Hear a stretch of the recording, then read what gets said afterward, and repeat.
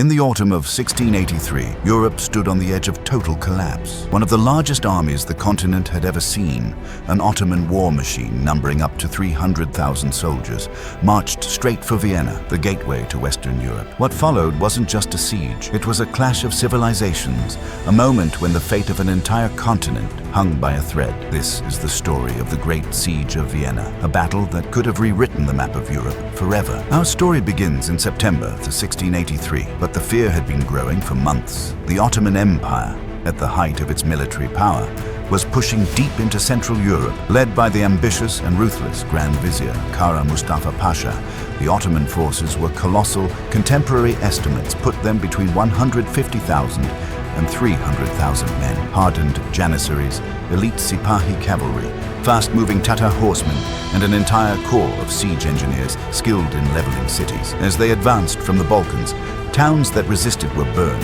and those that surrendered were forced to support the Ottoman onslaught. Every victory fed the momentum. Every destroyed settlement sent another wave of panic up the Danube. Their ultimate target was Vienna, the symbolic heart of the Habsburg monarchy, and a gateway into the rest of Christian Europe. Vienna was a fortified city, yes, but not prepared for a storm of this magnitude. Emperor Leopold I fled, taking the royal court with him, and left behind a meager defensive force. Just 15,000 soldiers and 5,000 local militia command was handed to Count Ernst Rüdiger von Starhemberg, a man known for his defiance and iron discipline. He understood immediately. If Vienna fell, the Ottomans would gain a direct corridor into Germany, Italy, and beyond. On July 14th, the siege began, and it was merciless. Ottoman trenches crept closer each night.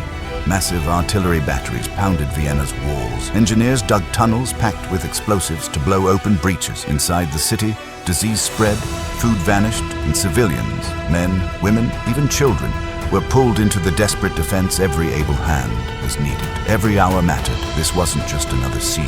Vienna was the hinge point of European power.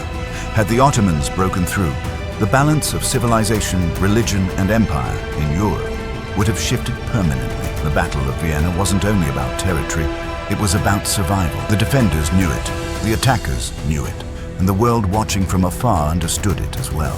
As Vienna starved behind its breaking walls, the rest of Europe finally woke up to the scale of the catastrophe. At first, rivalries and old grudges kept Christian powers apart. German princes distrusted one another, Polish nobles resisted involvement, and the Habsburgs had few true allies. But as reports of the siege spread, a chilling realization settled in. If Vienna fell, Europe would have no shield left. Seeing the moment for what it was, Pope Innocent XI declared the crisis not merely a political struggle, but a holy war, a defense of Christendom itself. His diplomacy was relentless. Letters, envoys, and pleas pushed reluctant rulers toward unity, eventually forging a coalition that history would remember as the Holy League, a rare moment when Europe set aside its divisions against a common enemy.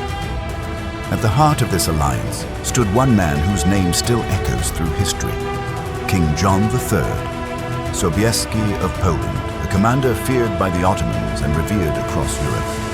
Sobieski had already defeated Ottoman armies in the past, but Vienna posed a far greater challenge. Poland's political elite resisted sending troops, arguing it wasn't their fight, but Sobieski saw the truth with absolute clarity. To save Vienna is to save Poland. With that, he made a decision that would shape the destiny of Europe. Sobieski marched 70,000 soldiers, Poles, Lithuanians, and knights of the famed winged hussars, across rivers, mountains, and treacherous forest paths. Every mile was a race against time, every delay a potential death sentence for the people trapped inside Vienna. Along the way, forces from Bavaria, Saxony, and the Holy Roman Empire joined the Polish columns, forming what became the largest European coalition army of the century. By September 10th, after weeks of brutal marching, the relief army finally reached the hills overlooking Vienna. Below them stretched the vast Ottoman encampment, one of the largest military forces in the world. Spread across miles of tents, artillery lines, and siege works, the defenders were mere days, perhaps hours, from collapse. Everything now came down to a single moment. The armies of Europe had arrived. The battle for Vienna and the future of the continent was about to begin September 12th, 1683. a date carved into the military history of Europe. At dawn, the hills surrounding Vienna revealed a sight almost mythic. In scale below lay the sprawling Ottoman encampment, a sea of tents, siege lines, and artillery that had been suffocating the city for 2 brutal months. And above them, hidden within the thick woods, stood the united armies of Europe, tens of thousands of soldiers who had marched across mountains and rivers to confront one of the largest invading forces ever assembled on European soil. This was the moment everything had been building toward: the siege, the starvation, the desperate defenses. All of it was about to be decided in a single colossal clash. King John III, Sobieski, understood that victory required precision, coordination, and timing. His plan was bold, almost audacious. He divided the coalition army into 3 wings. On the left, imperial troops of the Holy Roman Empire surged toward the Ottoman trenches, aiming to break their grip on Vienna's defenses. In the center, German forces pushed forward, clearing fortified positions under relentless musket and cannon fire. On the right, hidden behind the tree line, Sobieski positioned his most fearsome weapon, the Polish cavalry, including the legendary Winged Hussars. These were not ordinary soldiers. The Winged Hussars were armored knights mounted on powerful war horses, their backs adorned with towering eagle-feathered wings, designed to intimidate, to roar in the wind, to make them appear like avenging spirits descending on the enemy. Just seeing them on the battlefield could break morale. Sobieski wasn't just planning to win, he was planning to crush the Ottoman army in one decisive blow. The battle erupted with deafening cannon fire. Smoke rolled across the hills.